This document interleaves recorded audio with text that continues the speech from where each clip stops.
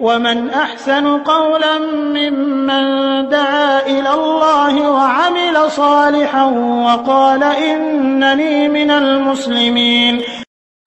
আসসালামু আলাইকুম ওয়া রাহমাতুল্লাহি ওয়া বারাকাতুহু। আমাদের একজন ভাই প্রশ্ন করেছেন যে ওনারা কয়েকজন বন্ধু মিলে সম্ভবত একজনকে জমি কিনে বাড়ি করে দিতে চাচ্ছেন যাকাতের টাকা থেকে। তো ওনারা বলছেন যে এটা বৈধ হবে কিনা, উনি প্রশ্ন করেছেন।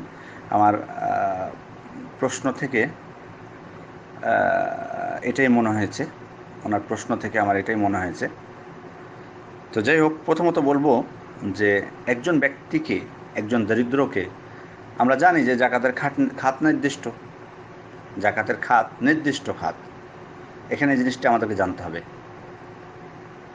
জাকাতের খাতগুলো কোন কোন। তার মধ্যে ফকির আছে, মিসকিন আছে। এখন আপনি যে ব্যক্তিকে জাকাত দিবেন সেটা আপনাকে নিশ্চিত হতে হবে যে উনি ফকির বা মিসকিনের মধ্যে অন্তর্ভুক্ত, নাহলে আপনার জাকাতের পয়সা দেওয়া ঠিক নয়। অথবা 8 শ্রেণীর, 8টা যে খাত আছে যে কোনো 8 শ্রেণীর অন্তর্ভুক্ত, তা যদি হয় আপনি তাকে জাকাত দিতে পারেন। এটা হলো প্রথম শর্ত। সুতরাং আপনারা যাকে জাকাত দিতে চাচ্ছেন আগে নিশ্চিত হবেন যে উনি জাকাতের হকদার কিনা। অবশ্যই কে ফকির, কে মিসকিন, কে কাদেরকে জাকাত দেওয়া যাবে, ইনশাআল্লাহ আমাদের সামনে আলোচনায় হয়তো আসতে পারে এই বিষয়টা। ধারাবাহিক যে জাকাতের আলোচনা চলছে সেখানে ব্যাখ্যা করার চেষ্টা করব, সংক্ষিপ্ত হবে বা যেটুকু প্রয়োজন। তো এটা হলো প্রথম বিষয়। দ্বিতীয় বিষয় হলো যে আপনি কতটুকু দিতে পারবেন জাকাতের টাকা একজন ফকির বা মিসকিনকে। এটি হচ্ছে এখানে মূল মাসআলা।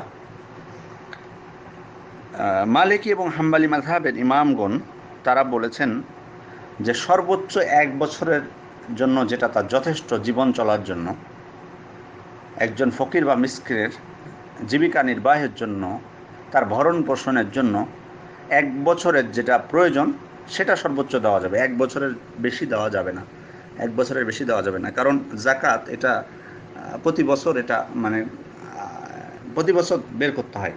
একজন ধনী ব্যক্তিকে বা বিত্তবান ব্যক্তিকে, সক্ষম ব্যক্তিকে প্রতি বছর যেহেতু আদায় করতে হয়, সেহেতু একজন মিসকিন বা ফকিরকেও জাকাতের ততটুকু দেওয়া যাবে যা তার 1 বছরের জন্য যথেষ্ট হয়। 1 বছরের বেশি চলবে এমনটি যাতে না হয়।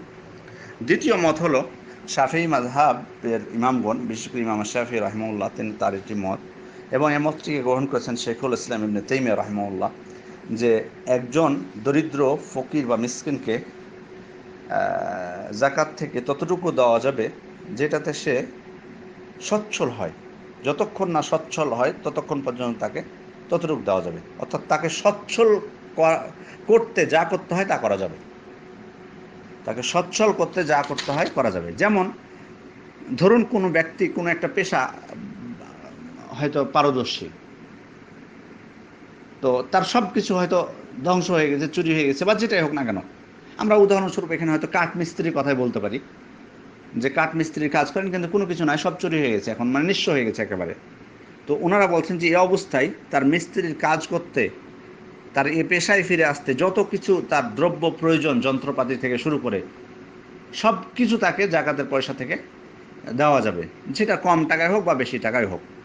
এ ধরনের যে কোনো পেশার মানুষ যদি এ ধরনের কোনো বিপদের সম্মুখীন হন এবং তাকে তার এ পেশায় প্রতিষ্ঠিত করতে যা প্রয়োজন হয় তাই দেওয়া যাবে। এবং এমনকি ব্যবসায়িক কোনো নির্দিষ্ট ব্যবসা করেন যেটাতে তার হয়তো সব কিছু নষ্ট হয়ে গেছে বা বিলুপ্ত হয়ে গেছে, এই অবস্থায় তার ব্যবসা দাঁড় করানোর জন্য যত টাকা জাকাত থেকে দেওয়া প্রয়োজন তত টাকাই দেওয়া যাবে।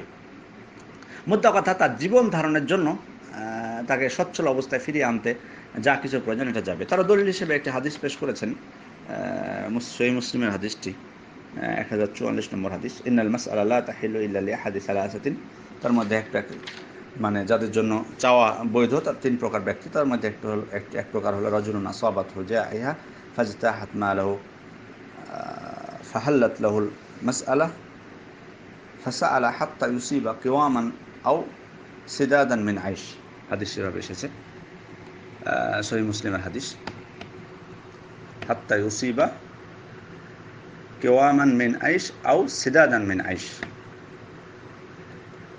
অর্থাৎ এক প্রকার ব্যক্তি হলো যে যার মানে ধন সম্পদ বিভিন্ন দুর্যোগে নষ্ট হয়ে গেছে এবং সে ব্যক্তি মানে এই বিপদ থেকে নিষ্কৃতি পেয়ে তার যতক্ষণ না কোনো একটা অবলম্বন হয়, সে পর্যন্ত তার জন্য মানে সাহায্য চাওয়া এটা হালাল।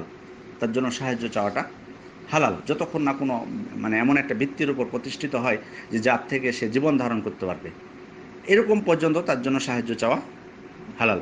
এই হাদিসের উপর ভিত্তি করে তারা বলছেন যে যেহেতু তার জন্য চাওয়া হালাল, তার মানে তাকে দেওয়াও হালাল, তাকে দেওয়াও যাবে জাকাতের পয়সা থেকে। সুতরাং এই হাদিসের উপর ভিত্তি করে তারা এটি বলেছেন। আর যারা বলেছেন যে 1 বছরের বেশি দেওয়া যাবে না, তারা তো তাদেরকে বললাম, তারা জাকাতের বিষয়টি বলেছেন যে জাকাত যেহেতু প্রতি বছর খরচ হয়, প্রতি বছরই দিয়ে থাকেন, সেহেতু 1 বছরের জন্য 1 বছরের বেশি দেওয়া যাবে না। আমি এতগুলো কথা বলার কারণ হলো আপনার এই মাসালায় আসার জন্য। এখন যারা বলেছেন যে 1 বছরের বেশি দেওয়া যাবে না, অর্থাৎ যেটা 1 বছরের জন্য শুধুমাত্র যথেষ্ট হয় ততটুকু শুধু দেওয়া যাবে, তাদের মতে তাকে জমি কিনে বাড়ি বানিয়ে দেওয়া যাবে না, বরং শুধুমাত্র তাকে 1 বছরের জন্য যা ভাড়া প্রয়োজন হয় সেটুক দেওয়া যাবে। অর্থাৎ তার যদি থাকার জায়গা না থাকে, তার থাকার জায়গার জন্য ভাড়া যেটুক প্রয়োজন সেটুক দেওয়া যাবে। উদাহরণ শেখ মোহাম্মদ ইবনে সালেহ আল উসাইমিন তিনি এ বিষয়ে কথা বলতে যে তিনি একটু বলছেন যে আপনি যখন তাকে ভাড়া দিবেন তখন দেখা যাবে যে 10,000 রিয়ালে তার ভাড়া হয়ে যাবে, 10,000 রিয়াল দিলে তার 1 বছরের ভাড়া হয়ে যাবে। কিন্তু যখন বাড়ি বানিয়ে দিতে যাবেন আবার জমি কিনে, তখন দেখা যাবে যে 1 লক্ষ, 2 লক্ষ, 3 লক্ষ, 4 লক্ষ লেগে যেতে পারে। তখন আপনি যখন একজনের পিছনে এত টাকা খরচ করবেন, তখন অন্য যে জাকাতের হকদাররা রয়েছে তখন তারা বঞ্চিত হবে। অতএব মানে একজনের পিছনে এত টাকা খরচ করাটা এটা বৈধ নয়, বরং তাকে আপনি 1 বছরের জন্য ভাড়া দিতে পারেন থাকার জন্য শুধুমাত্র, এটা তারা বলেছেন। আর যারা বলেছেন যে মানে তাকে তার প্রতিষ্ঠিত হওয়া পর্যন্ত দেওয়া যাবে, তাদের মতে তাকে বাড়িও বানিয়ে দেওয়া যাবে। তো যাই হোক, এখন এই মাসালাটি বুঝতেই পারতেছেন যে গবেষণাপূর্ণ ইজতিহাদ ভিত্তিক মাসালা, নির্দিষ্টভাবে এমন কোনো নাস নাই যেটার দ্বারা বলা যাবে যে হ্যাঁ বাড়ি করে দেওয়া যাবে বা যাবে না, এরকম কোনো বিষয় স্পষ্ট না।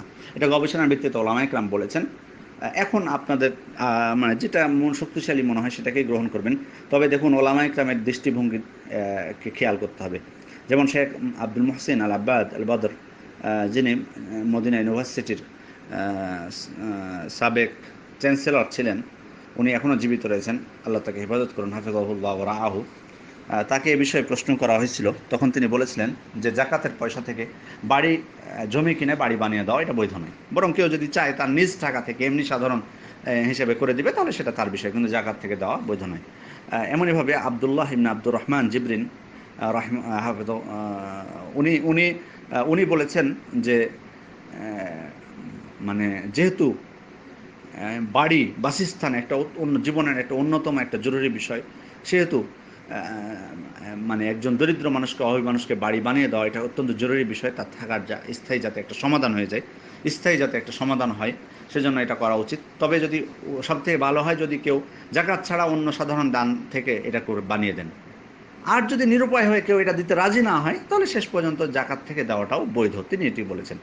তো যাই হোক, আপনার এই মাসআলা থেকে প্রথমত যেটি বলবো যে যদি সম্ভব হয় যে আপনার জাকাত ছাড়া অন্যভাবে সহযোগিতার মাধ্যমে তাকে যদি তার একটা থাকার ব্যবস্থা করে দেওয়া যায়, তাহলে সেটাই মনে হয় ভালো হয়। আপনাকে সেভাবেই করতে হবে, একেবারে জাঁকজমক করে সেটা কথা না, সাধারণ মানে থাকার যাতে যথেষ্ট হয় একজন মানুষের, সেভাবে করে দিলে মানে ভালো, যদি জাকাত ছাড়া হয়। আর যদি নিরুপায় কেউ না রাজি হয় দিতে জাকাত ছাড়া, তাহলে তো যেমনটি বলেছেন তিনি।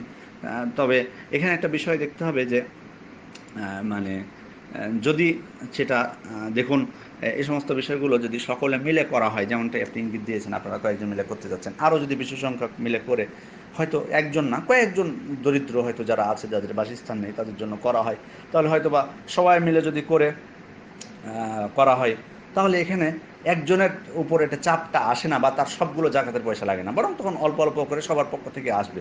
সবার পক্ষ থেকে এসে যদি ঐক্যমতের ভিত্তিতে এগুলো করা যায়, তাহলে সবার জাকাতের মানে একজনের জাকাতের টাকাটা এক খাতে একবারে চলে গেল না, বরং তিনি অন্য জায়গাতে দেওয়ার সুযোগ পেলেন। আর এর মাধ্যমে সকলের মানে মতামতের ভিত্তিতে বা সকলের সহযোগিতার ভিত্তিতে এটা করা হলো। তাহলে এটা আরও বেশি ভালো হলো। তো যাই হোক, এখন আমি আপনাদেরকে মত বলে দিলাম, দলিলও বলে দিলাম, সব কিছু দৃষ্টিভঙ্গি বলে দিলাম। এখন যেটা আপনাদের কল্যাণকর মনে হয় এবং শক্তিশালী মনে হয় সেটাই করবেন। আসসালামু আলাইকুম রহমতুল্লাহ বরকাতুহু।